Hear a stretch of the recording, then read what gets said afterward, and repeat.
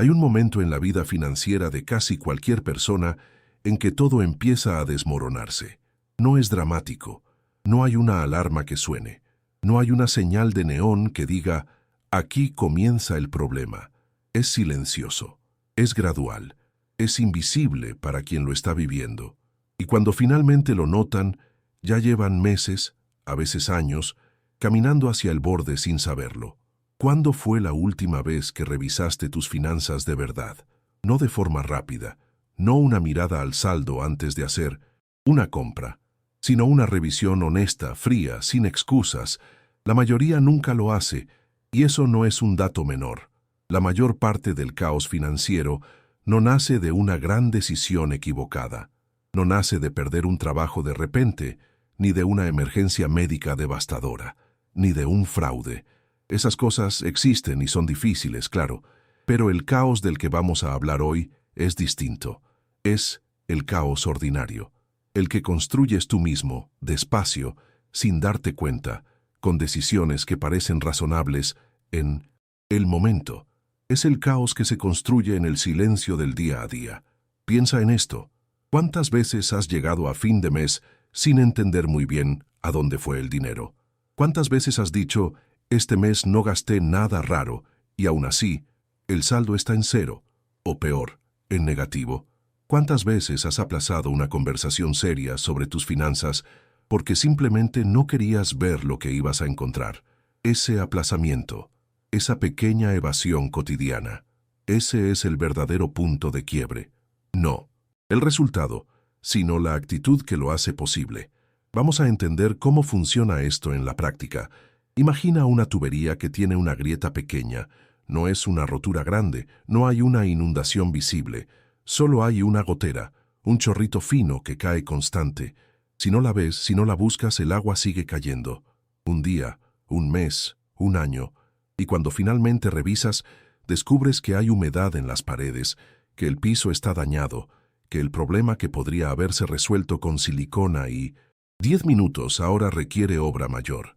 Las finanzas personales funcionan exactamente igual. El punto de quiebre no es el momento en que el problema explota. El punto de quiebre es el momento en que el problema comienza a crecer en silencio y nadie lo interrumpe. ¿Y por qué nadie lo interrumpe? Porque vivimos en una cultura que normaliza el desorden financiero, porque estoy un poco apretado este mes. Es una frase que todo el mundo dice y nadie cuestiona, porque endeudarse para consumir se presenta como algo inteligente, como aprovechar oportunidades, como moverse en el mundo moderno, porque el crédito está diseñado para sentirse como libertad, cuando en realidad, usado sin criterio, es exactamente lo contrario. Y entonces, la grieta crece. Hay 3 patrones muy concretos que anteceden al caos financiero visible. 3 señales que casi siempre están presentes antes de que alguien llegue a decir, ya no puedo más. La mayoría las ignora o no las reconoce como señales, las ve como parte normal de la vida. Eso es lo más peligroso. El primero es la desconexión entre ingresos y gastos. No es que la persona gaste más de lo que gana de forma obvia y deliberada, es que nunca se ha sentado a hacer esa comparación con datos reales. Sabe aproximadamente cuánto gana, tiene una idea vaga de sus gastos fijos y el resto lo va descubriendo según lo que queda en la cuenta. Eso no es gestión financiera, eso es improvisación disfrazada de normalidad. Cuando no tienes claridad sobre el flujo real de tu dinero, cualquier gasto imprevisto, por pequeño que sea, puede desequilibrar el mes completo. No porque el gasto sea enorme, sino porque no había margen, no había previsión, no había estructura. El segundo patrón es la dependencia crónica del crédito para gastos corrientes.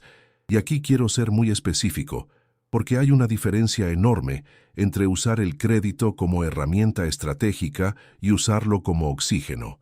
Cuando alguien empieza a pagar el supermercado a meses, porque así no lo siento tanto, cuando el tarjetazo se convierte en la respuesta automática a cualquier necesidad, cuando el estado de cuenta es algo que se evita revisar, ahí hay un patrón que, si no se corta, escala. El crédito no es mágico, no crea dinero, solo desplaza el momento en que tienes que enfrentar la realidad. Y cada vez que lo usas para aplazar esa realidad, la deuda crece, los intereses se acumulan y el espacio para maniobrar se reduce. El tercer patrón es la ausencia total de reserva, no un fondo de emergencia robusto. No estamos hablando de eso todavía.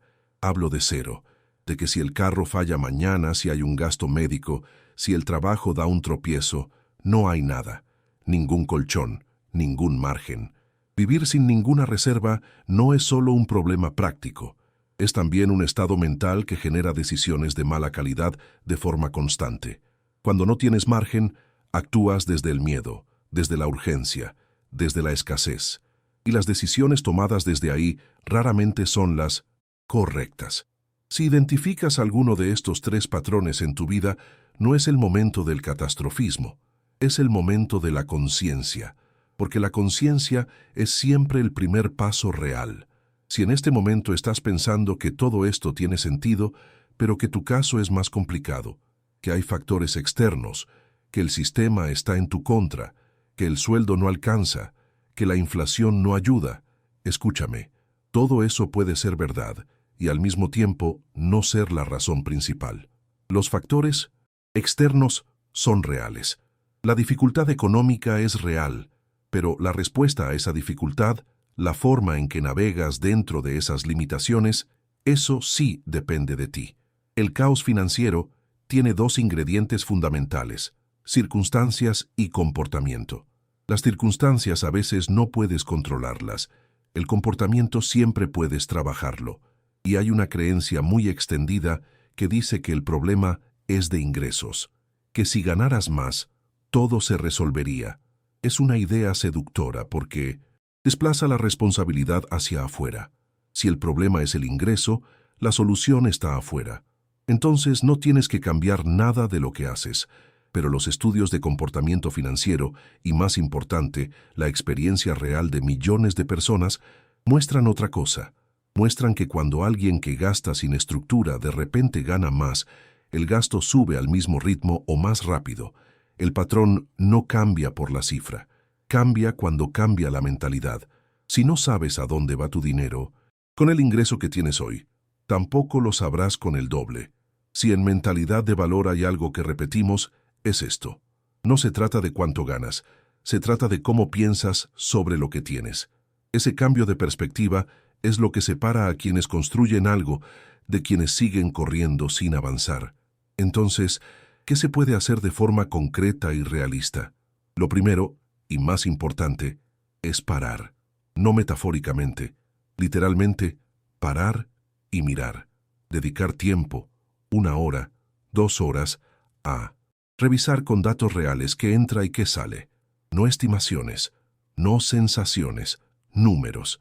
Puede ser incómodo, puede ser impactante, pero sin esa claridad, cualquier otro paso es construir sobre arena. Lo segundo es identificar el patrón de gasto que más se escapa. No tienes que eliminar todo de golpe. Eso no funciona y genera abandono rápido. Pero si revisas los últimos 2 o 3 meses con honestidad, hay casi siempre 1 o 2 categorías donde el dinero se va de forma desproporcionada respecto a lo que aporta en bienestar real. Esa es la primera palanca. Lo tercero es crear un margen mínimo, no el fondo de emergencia ideal de 6 meses de gastos. Solo un margen. Algo. Puede ser pequeño. La función de ese margen no es solo financiera, es psicológica. Tener aunque sea un pequeño colchón cambia la forma en que tomas decisiones, reduce la urgencia, reduce la ansiedad, y cuando se reducen esas dos cosas, tomas mejores decisiones de forma natural. Ninguna de estas tres cosas requiere ganar más, requieren decidir diferente con lo que ya tienes. Y esa diferencia al principio es pequeña, pero con el tiempo se acumula. Así funciona el proceso real. El cambio financiero no tiene el ritmo de una historia de éxito de redes sociales. No es una curva en J que de repente se dispara hacia arriba. Es gradual, a veces lento, a veces frustrante. Pero es sólido cuando se construye sobre la base correcta. Y la base correcta no es una app, no es un método de moda, no es un gurú financiero. La base correcta es entenderte a ti mismo en relación con el dinero. Es identificar tus patrones, tus puntos ciegos, tus automatismos. Es hacerte las preguntas incómodas y quedarte con las respuestas aunque no te gusten. El punto de quiebre real no es cuando explotan tus finanzas. El punto de quiebre real es el momento en que decides dejar de mirar para otro lado. Ese momento puede ser hoy. ¿Cuánto tiempo más vas a seguir descubriendo a fin de mes que el dinero se fue sin que puedas explicarlo?